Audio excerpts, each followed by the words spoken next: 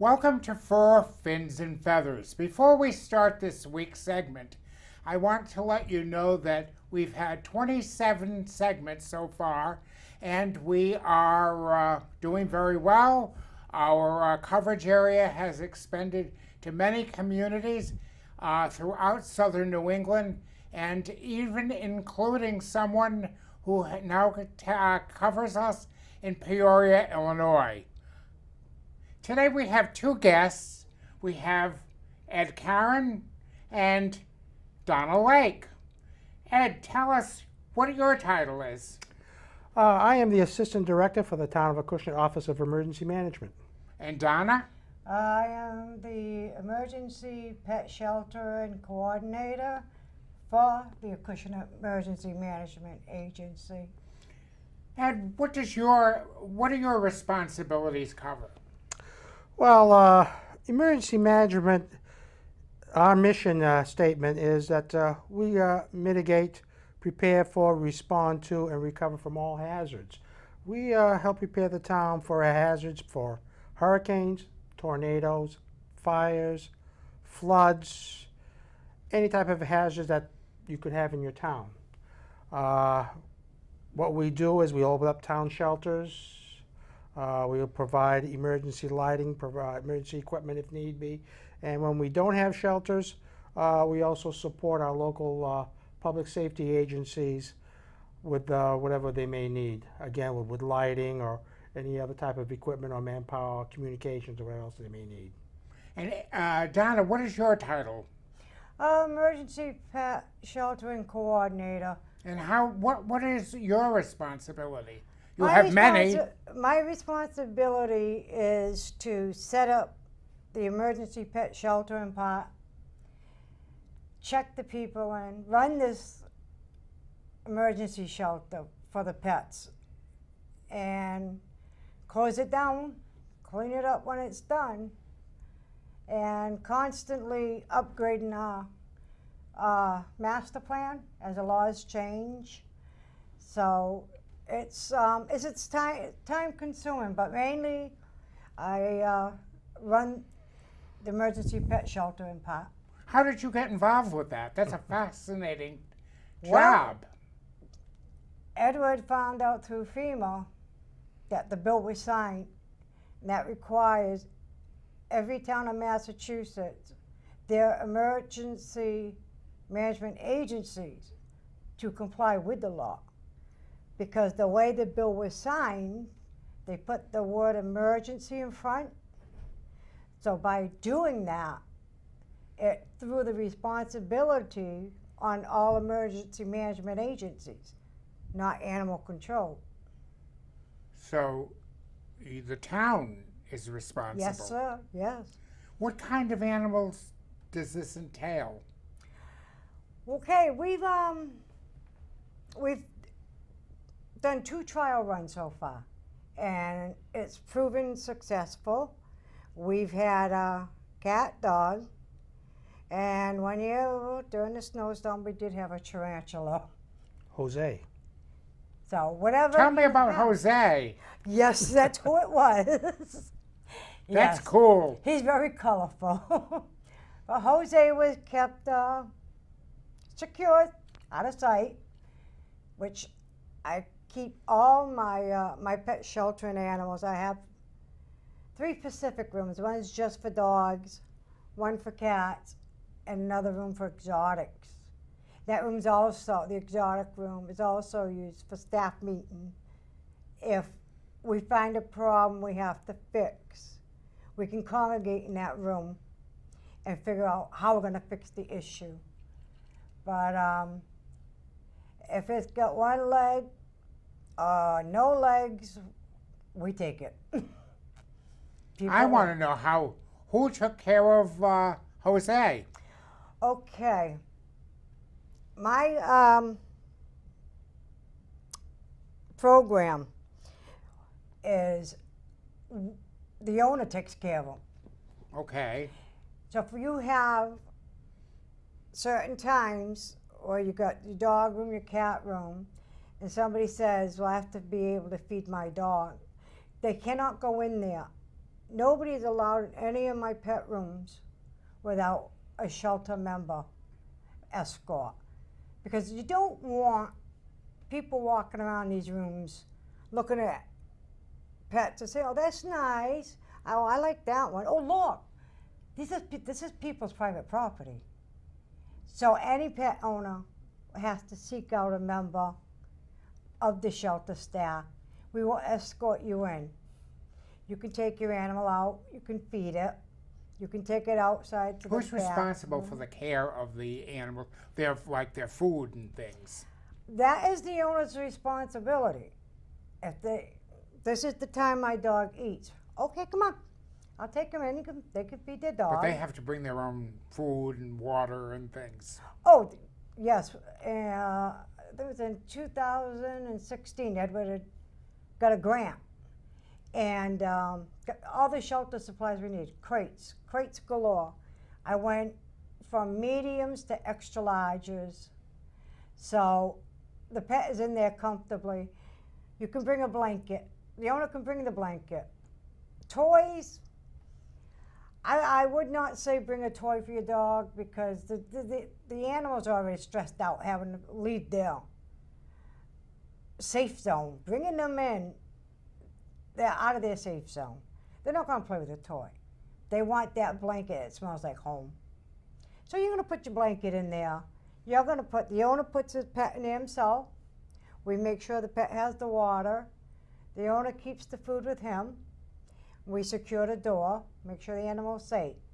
If the animal is on medication, do bring that with them. If you have a diabetic animal, such as Edward has a diabetic coon cat.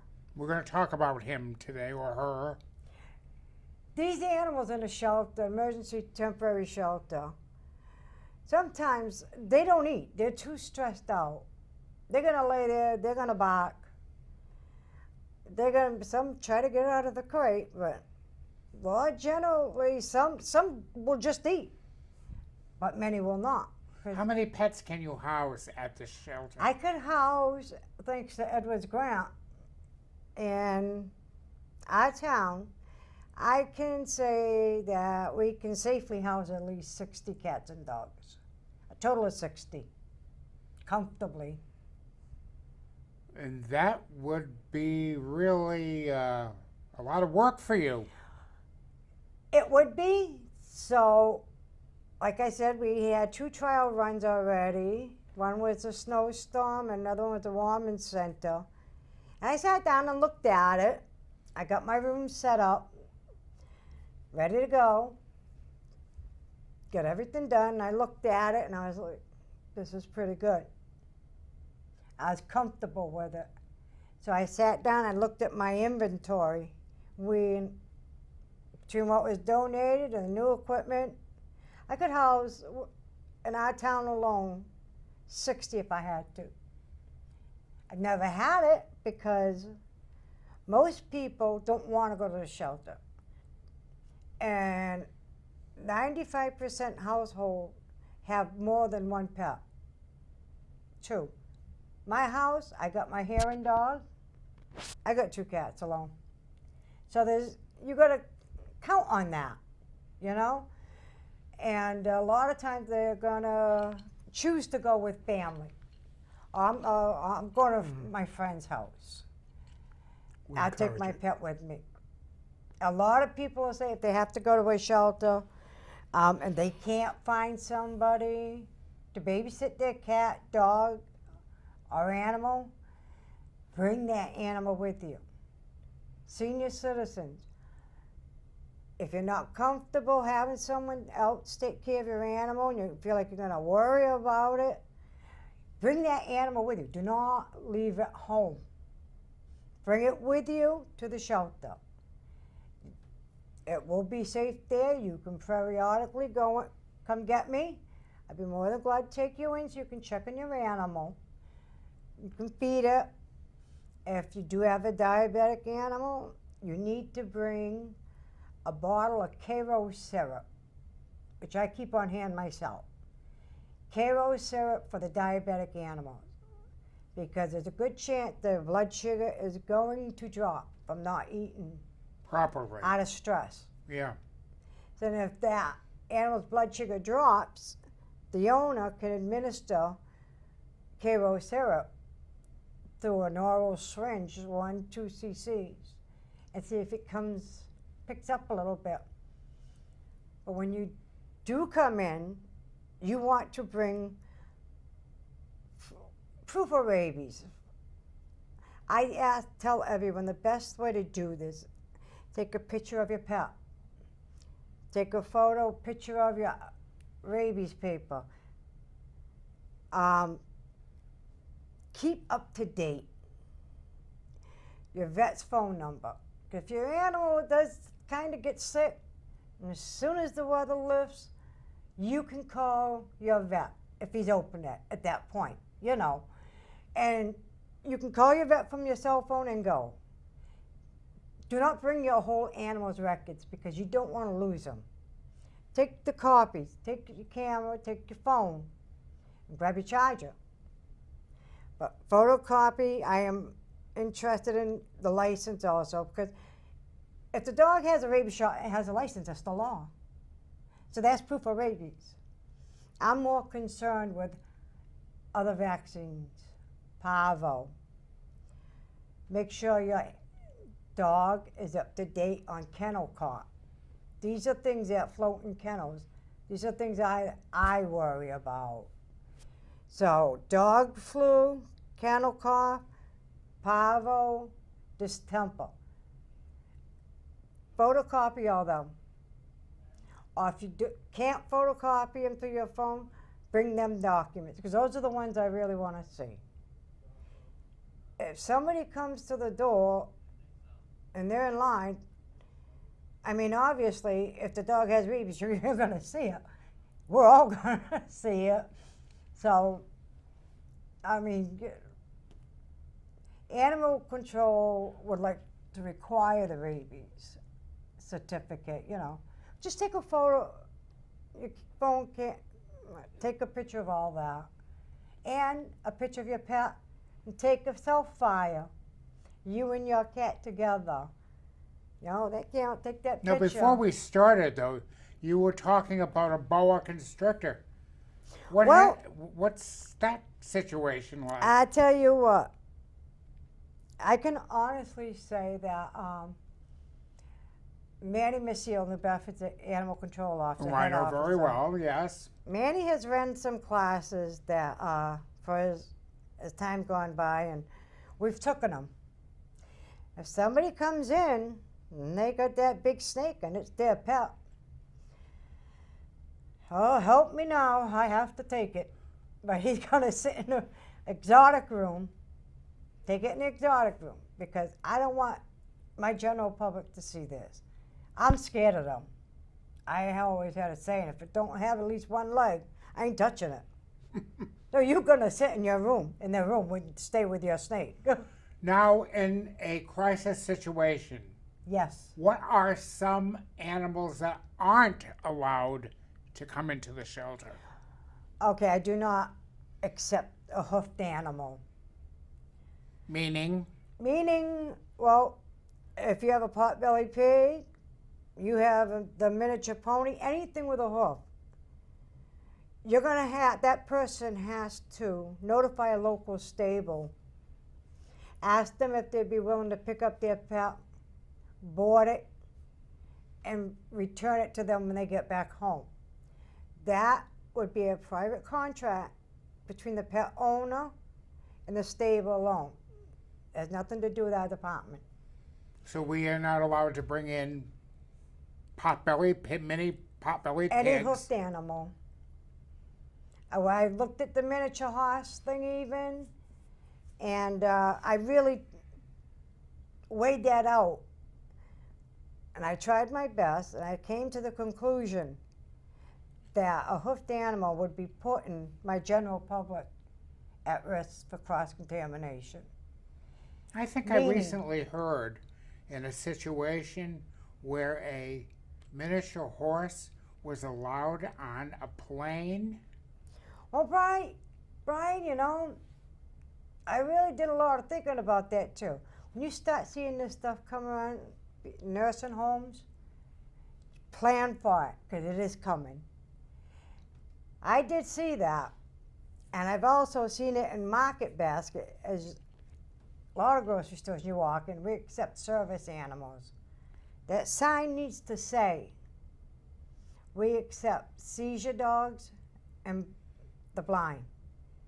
I have a hearing dog. A hearing dog that is, they call service animal, is not going to help you within the emergency pet shelter program. So it's going to have to go, whether it's a dog or a cat or what, it's going to go into a crate. And we have picture books that you can point at. They can point at, I need to go to the bathroom, I need to eat, I need to go use the phone. My service dog is, hearing dog, is no use to me if anywhere else. These dogs are specifically trained for, if your phone rings, the dog is going to come to you and go to the phone, come back to you. Now you know the phone's ringing. Someone's at the door. He's going to the door, he's coming to you, he's going to make you go to the door. So I weighed that out and I seen there's no help. It's not going to be of any use in the shelter for that owner. But do bring it. Bring it anyways. And But it should be kept in a crate. yeah, it'll be kept in either the cat room, the dog room, wherever. But it will not be able to remain with the owner. We have a section we use. It's for handicap with disabilities and service animals. So if that blind person comes in with a service animal, that animal is going to remain with that owner. So we have a specific side of the building that they would go to. They're in with the general public. Seizure animals, seizure dogs, yes, that also. We will take that. The only thing we ask is the general public does not approach these people. Leave them in peace. There's a lot, thousands of dollars went into these animals for training. So we ask the general public to just respect their privacy. Do not approach their animals. They're highly trained. It costs thousands of dollars to train these animals. These are working animals. So they will remain with the owner. If I could just add Sure. something on this. When they come in with a service animal, we cannot ask, what is your problem? Obviously. But what we can ask is, is your dog trained to perform a specific function? The answer is yes, and what is that specific function? And that's all we're allowed to ask by law. We can't tell a person, well, what is your disability? So there are certain questions that we can't ask when the pet comes in. Ed, now, we're all getting old. You and I had this conversation last week. But the elderly, there's a lot of people who are alone who have pets. What would happen in a case of like a major snowstorm? Does your agency reach out to people in a snowstorm and maybe bring them food? Well, Cat food or dog food or whatever to help. Well, we try. One of our functions is to help prepare people for disaster. This is done by training. We have emergency preparedness workshops. Of course, we also have social media. Programs such as this help educate the people what to do. We will, if they cannot get to the shelter, we can get them. We can bring them. We have vehicles that we can bring them to the shelter. Actually deliver them food, that would be difficult to do. But we can bring them, and of course we encourage them to bring their pets. There's a saying. And you keep them for how long? How long can they stay there? Well, it depends on the incident. if it's a major hurricane and the town is devastated, it may go on for quite a while. If this happens, then the state and federal government will step in and assist us with opening up major shelters, and we can transfer them to major shelters. But if it's just a snowstorm, power goes out in the middle of winter, maybe as long as the power goes back on. Now they have heat in the home, and they can return. But if it's like what happened in the Bahamas or a Katrina, it could go on for quite a while. The recovery effort can go for quite a while. So people have to be prepared to make sure they have everything they need for their pets and for themselves. Very important. At least 3 to 5 day supply of animal food and water or whatever medications for themselves. It's very important. So it's always very important, especially if someone is elderly and they're alone, that they can reach out to someone in the community or to a neighbor. Absolutely. I would think that be prepared ahead of time. Call your local senior center. Ask if there's anyone available. Is there somebody I can call if I need? Ask a neighbor. We got the storm coming. I'm a little worried. Would you mind running to the market for me? Because I need some pet food. I want to stock up a little. A lot of elderly people also have home health aid that comes in, helps them, does their laundry, does their groceries. Put that dog food on that list and let your home health aid add it to the grocery list and get it. So planning ahead is essential. Essential. Very Absolutely. important. You can actually buy little bowls that fold up for your animals. Make sure the crate's big enough. If you're somewhere or a community where they may not have crates, a crate large enough where maybe the animal may have to stay there for a few days so he can move around. But preparedness is very important. And if you can find someone that you can, family member out of the area, out of the affected area, that's highly recommended. Because sometimes shelters aren't all that comfortable. We call shelters a lifeboat, not a luxury liner. So it may not be as comfortable as one, but it keeps you out of harm's way. So if you can prepare, get a little go kit. You can actually get a go kit for your animals too. I think it's essential that the elderly, the senior citizens understand that there is a place, there is a place that they can go with their animal. Do not sit home in the cold. If you have no electric, you have no heat, don't sit home. No.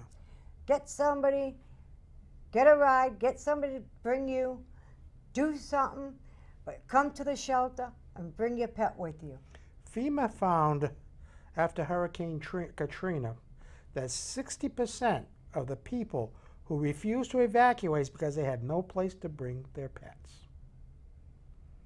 And this is why after Hurricane Katrina, the PETS Act, the Federal PETS Act, which stands for Pets, Evacuation and Transportation Standards, was put into effect. Now that's a federal law, isn't it? That's a federal law, but now there's more teeth to it because in 2014, the state of Massachusetts passed Bill 1174. Talk about that, please. Certainly. Bill 174, after it was passed, now requires anyone who sets up an emergency shelter, communities, or whatever organization, have All provision. 371 towns. Yeah, that's correct, yes. Yeah, Well, okay. some of them do regional sheltering, but that's Okay. we can really get into details, which, not really that important. But based on the law, we have to make provisions for our pets. And in addition, find a way to keep people advised and educated on this. On our emergency management Acushnet page, we do, I put in a lot of things, what to do for your pets and for people what to do, so we educate them through that. We have over 1,000 followers on our page. programs such as this. And once a year, we usually have the Massachusetts Emergency Management come in and give a talk on emergency preparedness. So it's important that we educate the people. And your town is very and I use your Acushnet as an example, is very proactive. Yes. You are very proactive and very current on everything. I would say that once the selectman makes their decision and our director hands it down to us, we go. We go. We swing into action. We get it done. And if you have pets, when you go, they go. Remember that. If you leave your home, if you have to evacuate, they're going with you. Even a bird. I mean, your bird. Wrap your bird in a towel. You have one of them little carry crates, you know. Wrap the bird in a towel because, you know, they have to be warm. And just hurry up and, you know, bring him in with you. You know, fill up a little canister of his food and stuff for him, you know. Bring him with you. If you got a pet rat, bring it with you. Your pet is a pet. I'm a firm believer of pet for seniors.